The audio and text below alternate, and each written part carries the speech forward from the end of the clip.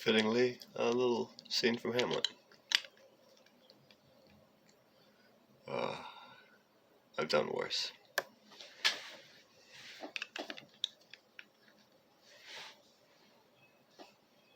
Ah, alas, poor Yorick.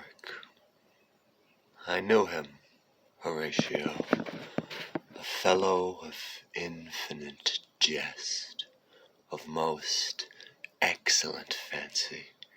He hath borne me on his back 1,000 times, and now, how abhorred in my imagination it is.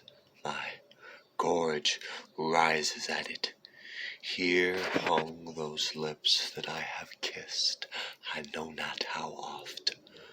Where be your jibes now, your gambols, your songs, your flashes of merriment that were wont to set the table on a roar? Not one now to mock your own grinning, quite chop-fallen.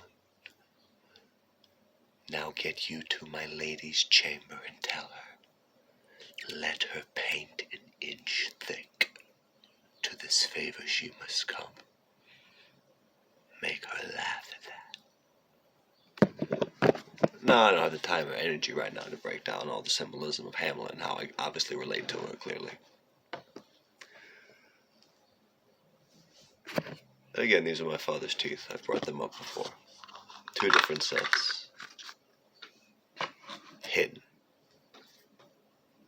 In different areas. Ooh. I hope I can find it. I like to do these in one take, but bear with me, because this is worth it. I need to tell the story now, because this is a good one. I told it before in public.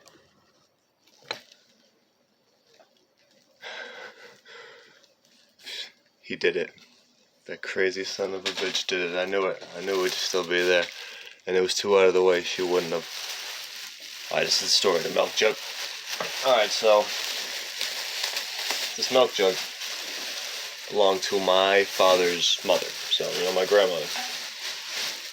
One of those, decorative kind of things.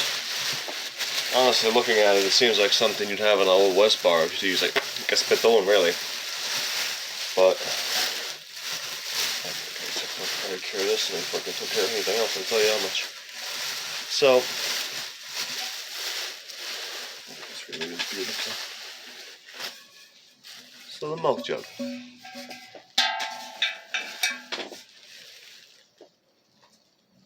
Cast iron metal.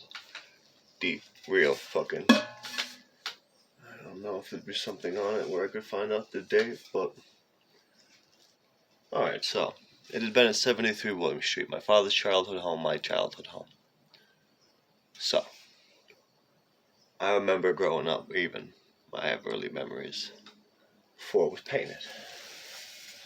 Looked a little bit like the inside, So, parents, my mother had, they were closer friends with her. Dope fiend friends. 10 course. That like to paint shit like this. So they said, hey, I don't know if they paid him for it or maybe they probably just gave him some dope or something. So they fucking painted this for them.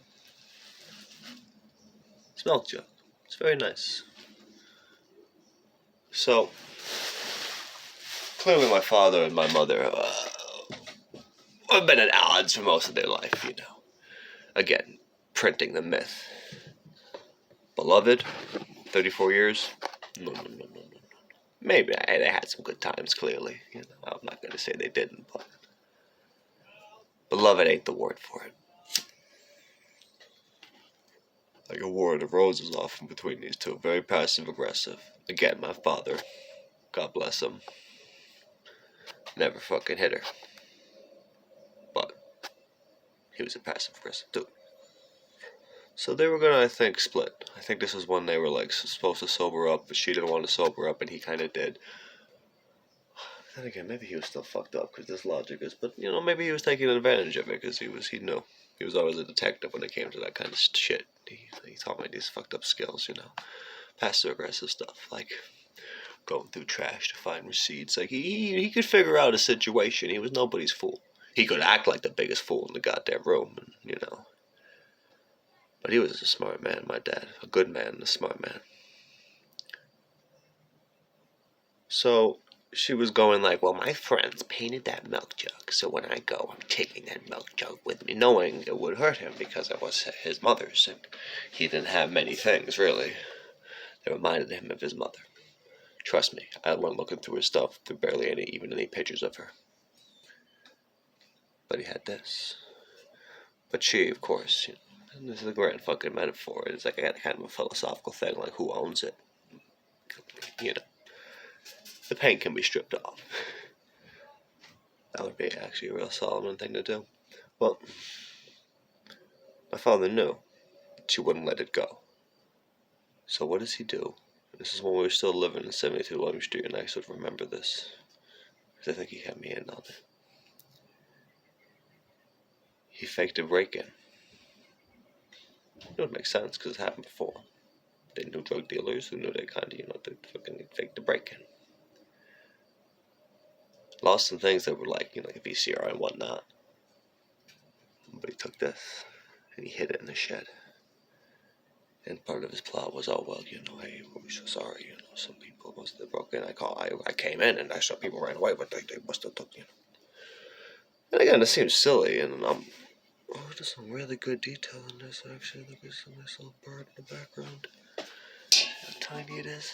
You can barely see it.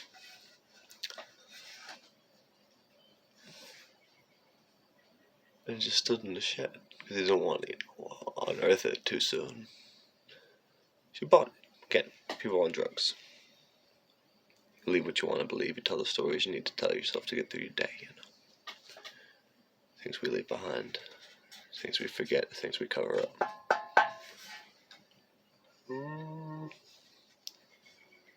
So years went by, and I remember one time it was like, I think it was either my mother's birthday, I believe. My father said, like, hey, I was going to go see her on my sister's spot. He's like, hey, give her this. I'm like, what? I think he was trying to win her back in a weird way, which was... So, I don't know. I was worried that maybe... But I'm glad I have it. Glad I have the memories, Things aren't ever really what you think. The front we put on is often far from who we are in the inside, our legacies, our lineages. My father, he was always at attention, with his disease. Again, his hard addiction to hard drugs, particularly opioids. Which is really why he's dead, which is why he died, His immune system so compromised. The brain tumor and the COVID and all that was just inevitable of the lifestyle he lived.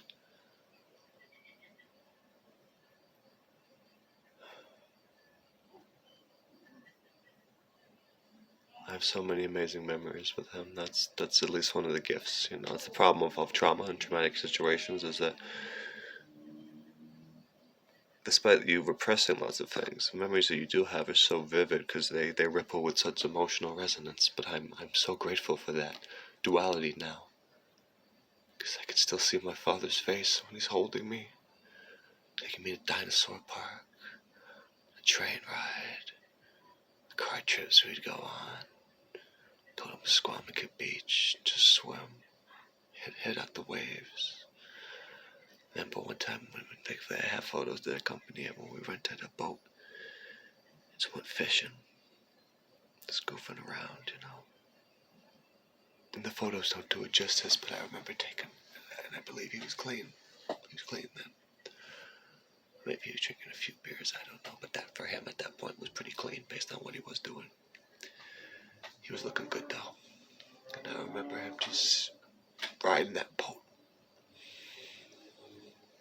Wind, and he still had some hair at the time. That was before he embraced really the bald life. Wind in his little hair. he just seemed so free. And I knew that now I know that he was so happy because he was there with me.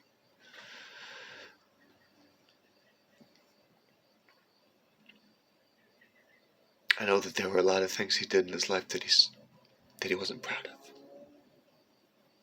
That maybe I wouldn't be proud of. But I know he was always proud of me. Even when I didn't think I deserved it. Even when I would try desperately to prove to him that I didn't deserve it. He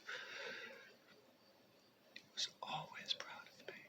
And even if he would slip and say something cruel, even near the end when he was like in this rapid state of just dementia, denial, and withdrawal, he would still just come back to this soft, warm, kind man. I'll never forget, his face. Throughout the years, even as it began to sink into itself, I'll never forget how he would look at me. I was never the athlete the old man was.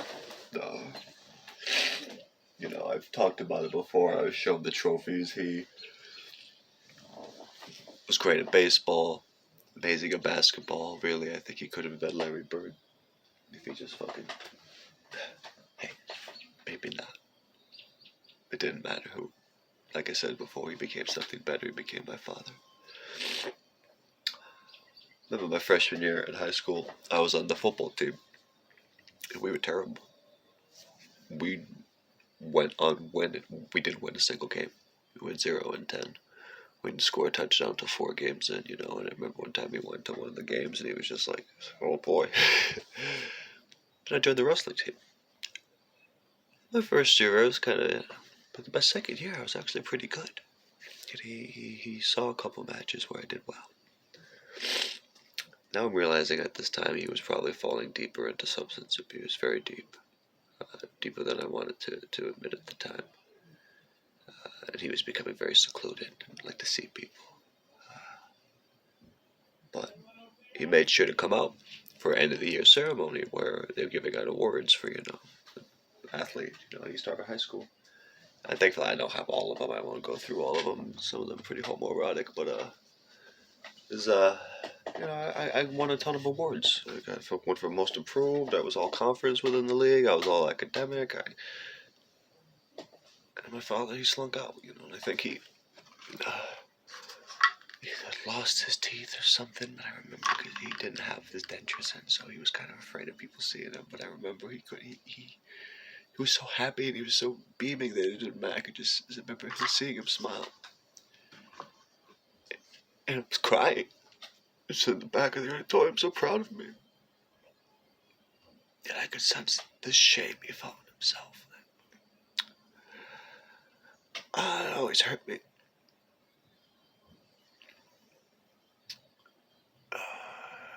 He was a proudful man. Just like me. I'm not too proud anymore, though. His death has really humbled me. Ways I'll never get over.